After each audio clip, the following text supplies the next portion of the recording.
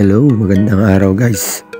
Lumabas nga kami ng aking kaibigan ngayon para tignan ang ganda ng autumn dito sa South Korea. So ayan, sumakay po kami ng taxi at ito po ang nadatnan namin. Wow, isang Vikings at saka isang Ferris wheel at saka itong napaka-amazing po na rides na to. Bilog lang siya pero talagang nakaka-amaze naman. Tingnan nyo naman guys, so aalog-alog yung mga tao. Dito lang yan sa Wolmido Island dito sa South Korea. Bali hindi nga po ako nakapunta ng Nami Island guys, kaya naisipan namin ng aking kaibigan na dito na lang pumunta. At pagpasensya nyo na nga pala itong boses ko guys dahil minamalat ako dahil medyo malamig-lamig na dito sa South Korea. So ayan guys, panoorin natin guys kung anong mangyayari sa kanila.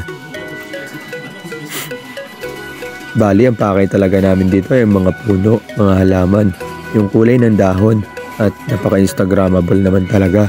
Pero nung nakita ko ito, di ko napigilan yung sarili ko na huwag tumigil at panoorin sila. Ayan nga, nakakuha tayo ng video. So ayan guys, tingnan mo, alug-alug sila. At kung papabilisin naman nung nagko-control yung ganyan yung mangyayari sa kanila guys. Ayan, tingnan nyo. Grabe no?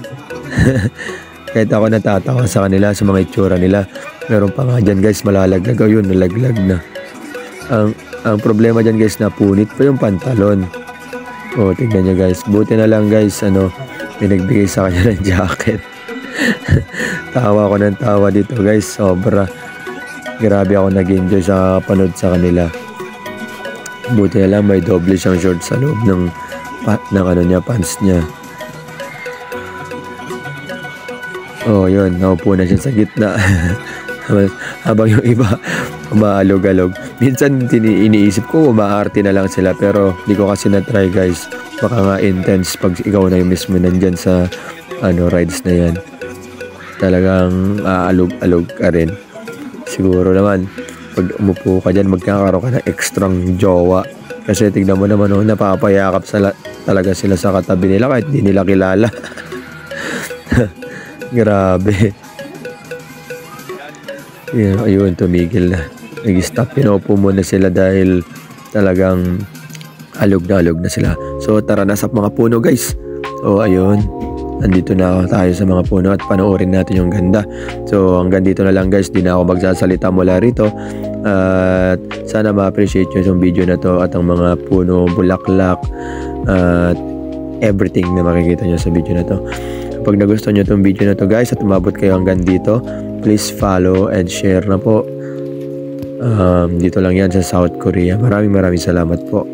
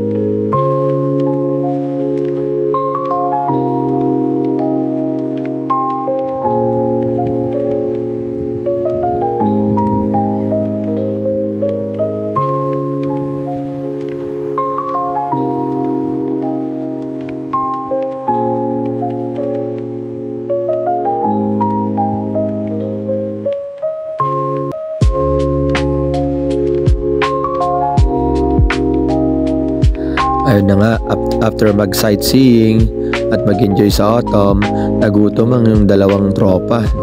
So ayan mga basta kakain na lang tayo rito. Talagang gutom na ako. Pagod na pagod ako dito guys. At sobrang saya ng pakaramdam ko dahil tawa ko ng tawa mula kanina. Thank you guys, thank you for watching.